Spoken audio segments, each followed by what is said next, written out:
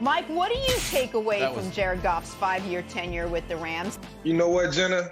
I thought it was a good run. Tell me. I thought it was a good 5 years. Yeah. And even, showing up in the Super Bowl, playing in the Super Bowl, I think that's accomplishing great things for an organization. That's why you come to an organization. That's why you're drafted, in order to put them in a position where they're competing for a championship.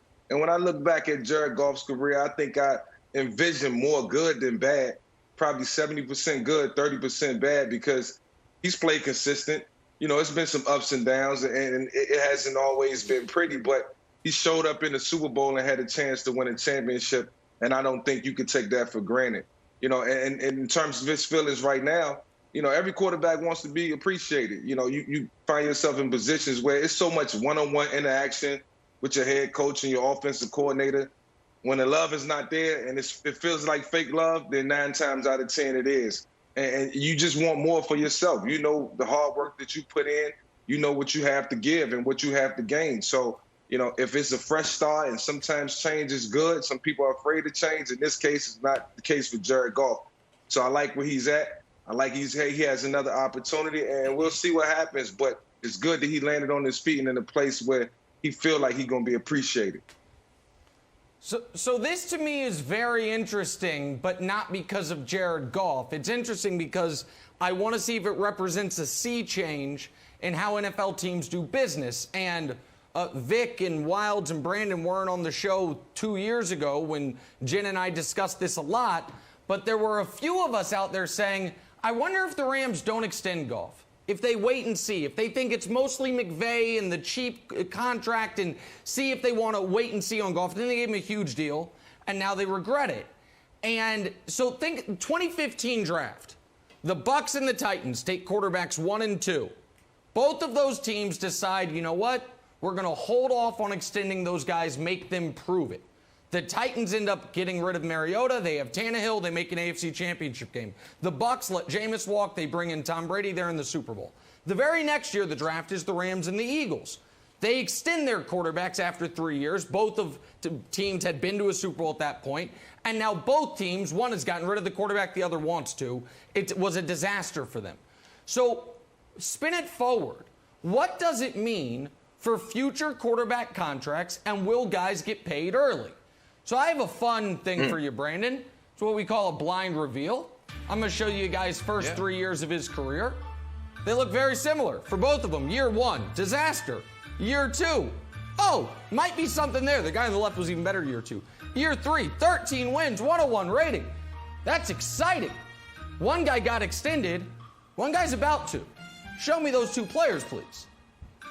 I do wonder how nervous folks in Cleveland or Baltimore, or dare I even say Buffalo, are watching what has happened to Goff, watching what has happened to Wentz, saying, we know we have our guy, we have to pay him early, because it sure looks great. Goff made the Super Bowl. Forget the conference championship game, made the Super Bowl. They paid him, hadn't been the same guy since. So I just wonder how it affects quarterbacks in the future, Brandon.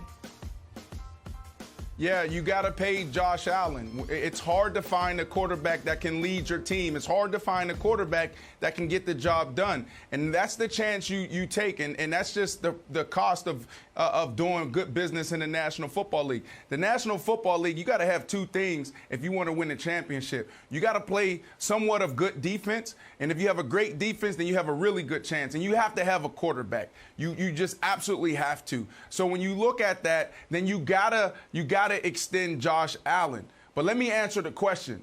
So how I look at his career is, whether you like it or not, the dude made 2 Pro Bowls. The dude led his team to a Super Bowl. So the dude can actually get it done. We've seen that. But like we say all the time on this show, ball security is job security, yours and mine. Job security, and him not securing that damn ball is the reason why he lost his job. This is that saying in full effect. We're seeing it. So now when you take him to Detroit, and if he can clean up those turnovers, and if he can actually progress and do a good job outside of Sean McVay, then this kid could be sitting here in a couple years in a good position. But I think he has an uphill climb and a battle in Detroit when you look at what they have around him. You have Kenny Golladay, who's a free agent. Hopefully they can keep him here. They need to do some things to shore up that offensive line. They need a lot of help on the defensive side, Wilds.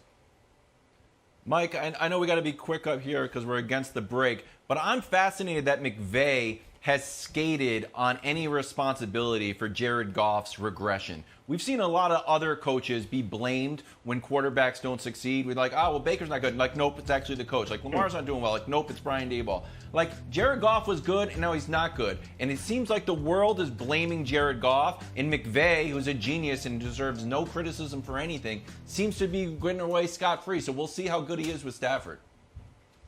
Yeah, well, you know what? McVay inherited Goff, so he had to deal with him once he got the head coaching job. But I think, in some ways that McVay started to look around the league and the tree that he came from up under, and we can all look that up.